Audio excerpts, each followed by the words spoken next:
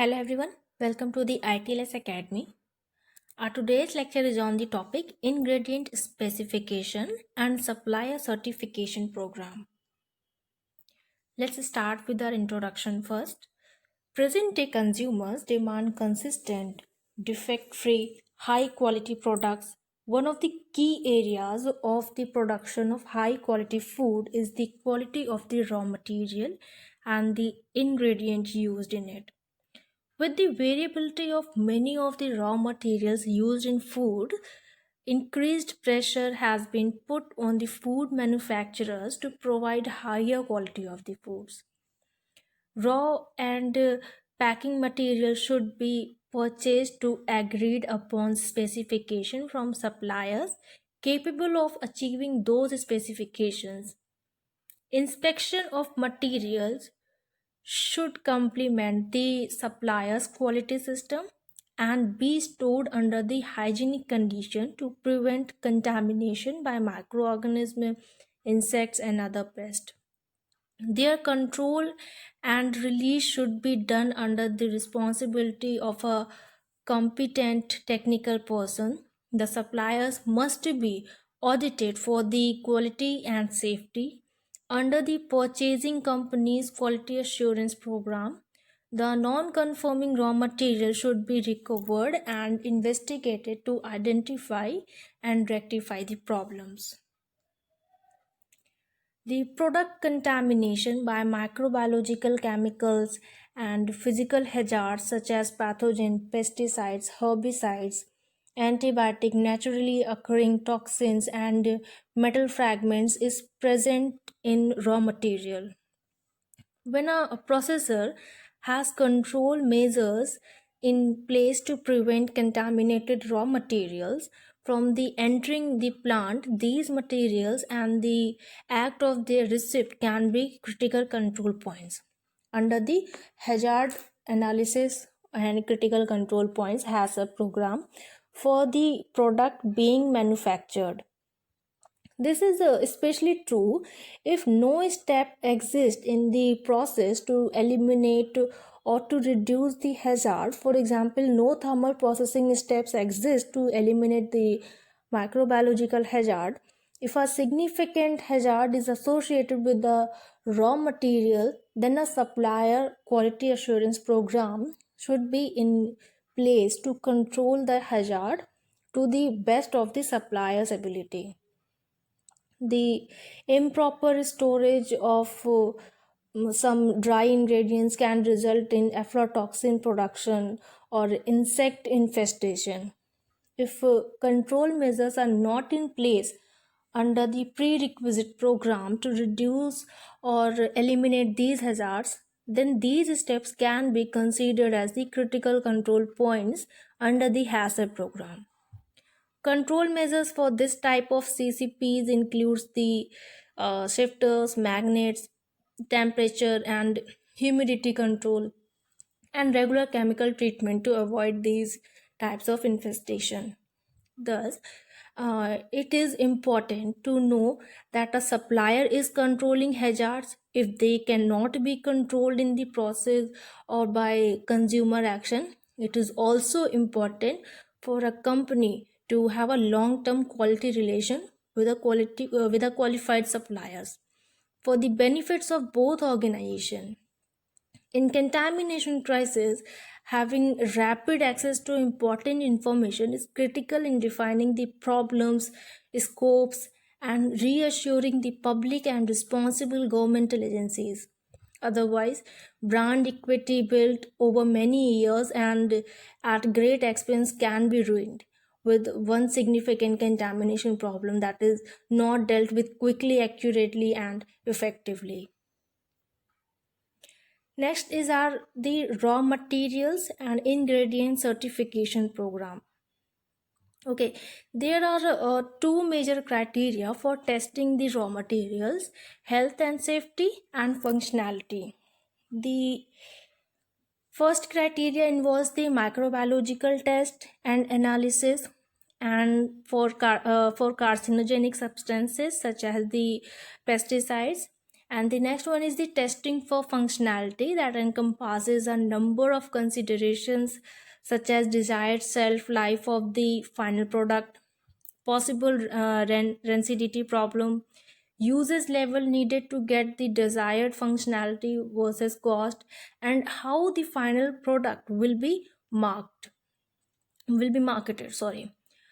Once an ingredient and vendors are approved by a company's quality assurance, it is necessary to assure the consistent quality of that ingredient.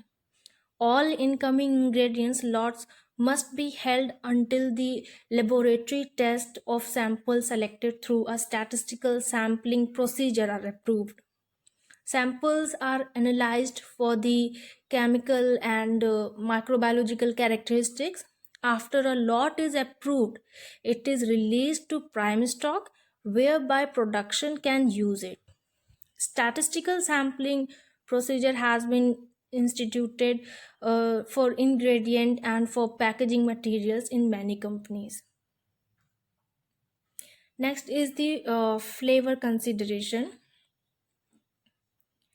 If a food doesn't taste right, consumers won't eat. This and this and the demand for higher quality. Uh, this ends the demand for the higher quality of the food have resulted in more sophisticated flavors.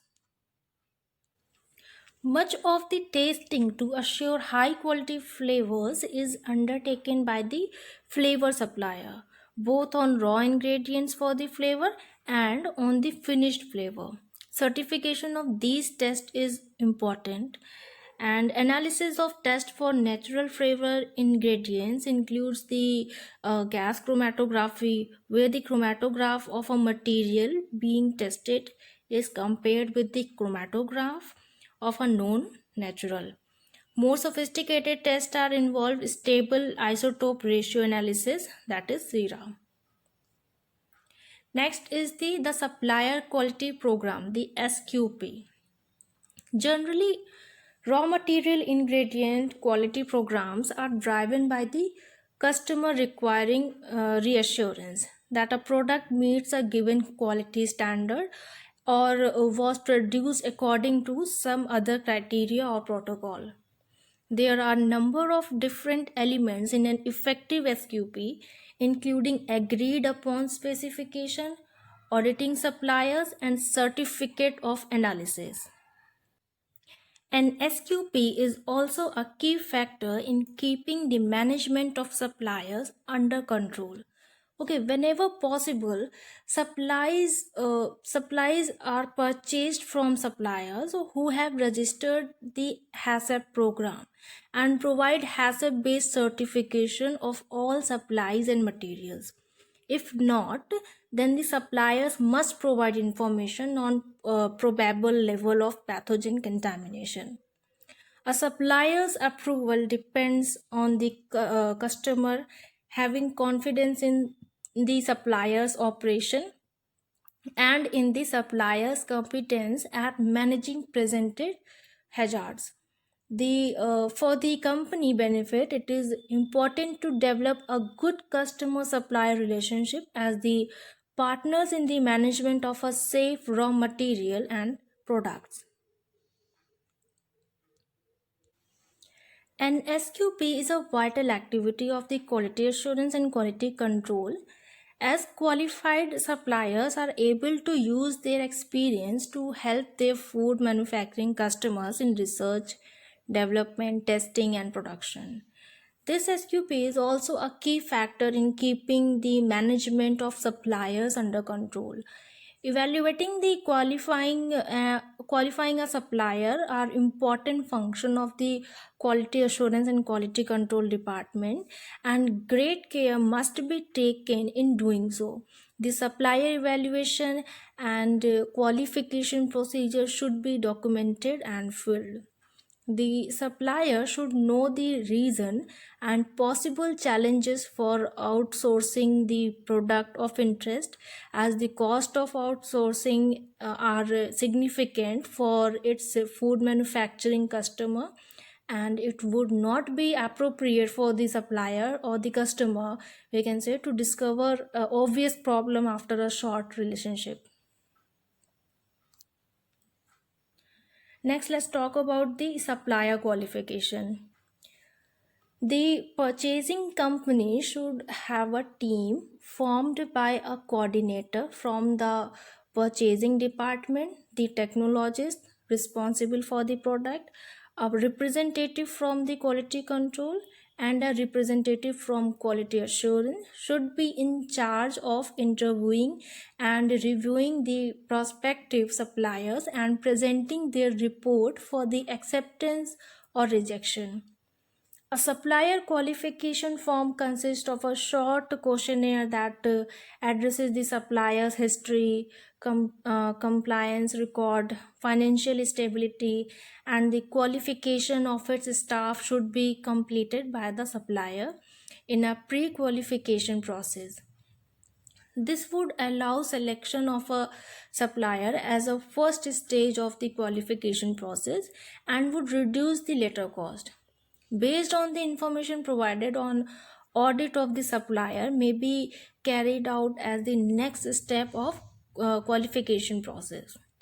Then the inspection should consider the requirement of the product to be manufactured as well as the appropriate product and raw material ingredients specification.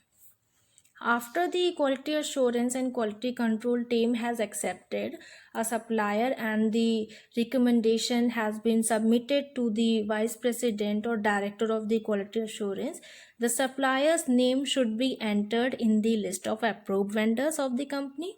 Then the list should be maintained by the quality assurance department and show the supplier's name and item supplied and evidence of an HACCP certification.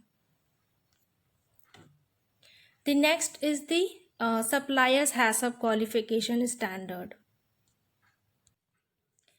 This form requires the supplier to provide information about the company's HACCP TQM program.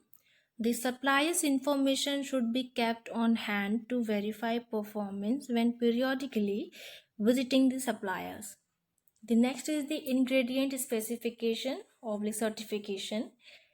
It is a vital that all raw materials and ingredients are purchased from the approved suppliers in the company's list of approved vendors to an up to a date agreed upon the specification.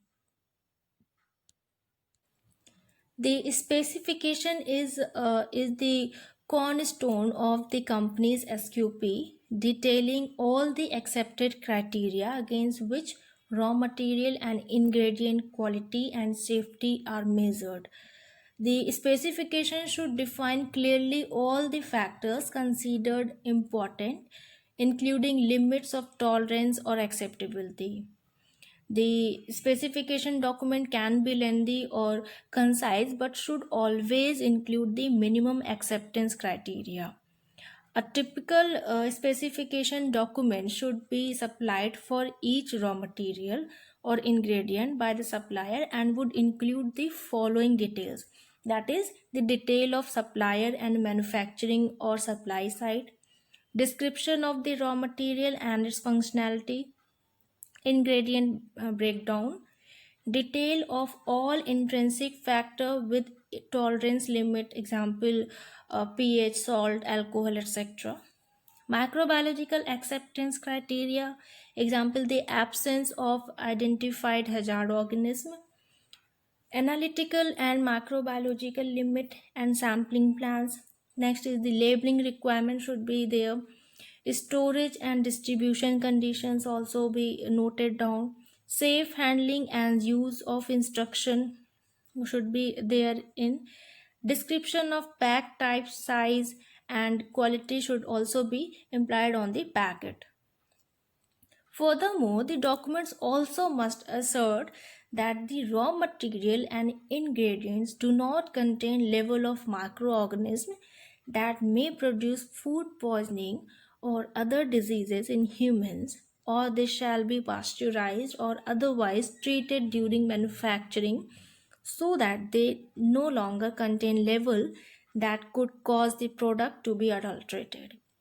Next is the it should also assert that the raw materials and ingredients susceptible to contamination with aflatoxin or other natural toxin do compile with current FDA regulations, guidelines, and action level for poisonous or deleterious substances before they are incorporated into the finished food.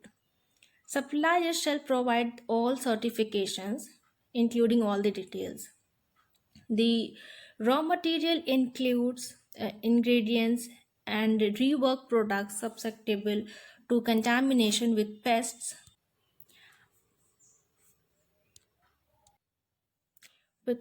undesirable microorganisms, or extraneous material comply with applicable FDA regulation, guidelines, and defect action level for natural or unavoidable defects.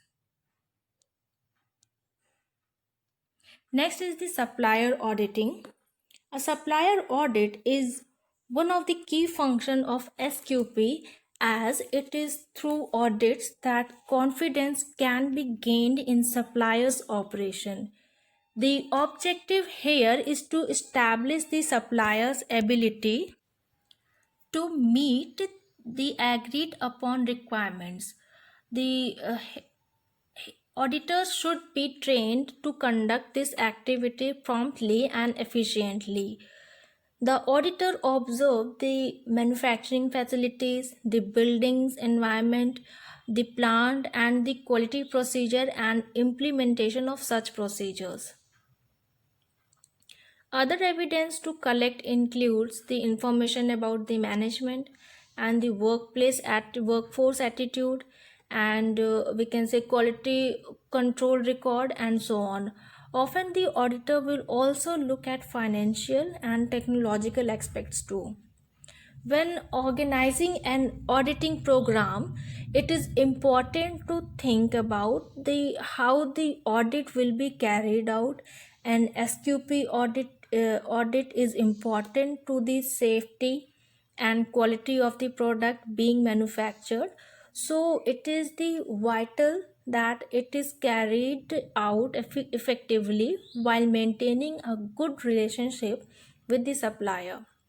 This can only be secured with properly trained personnel carrying out the audits.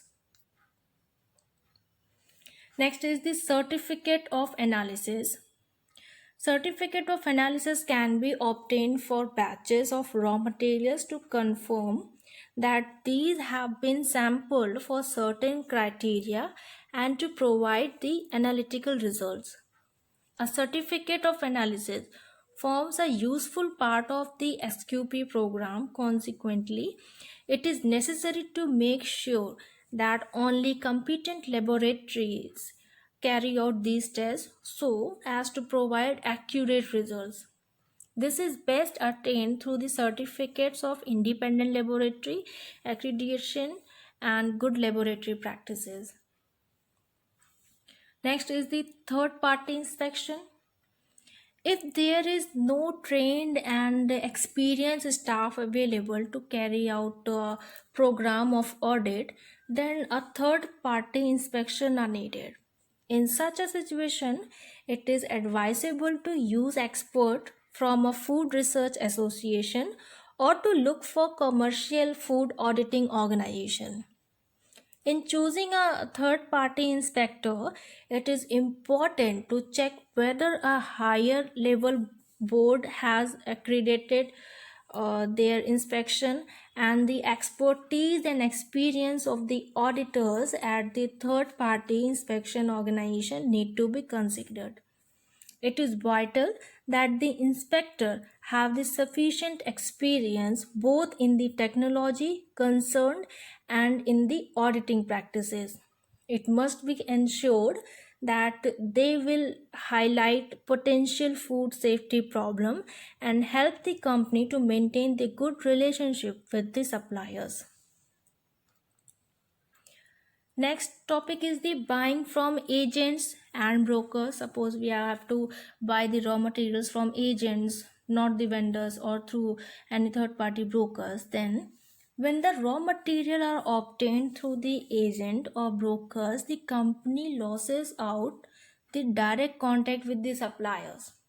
This practice can have the drawback if the agent has little or no technical knowledge of the raw material, but it can work if the situation is managed effectively.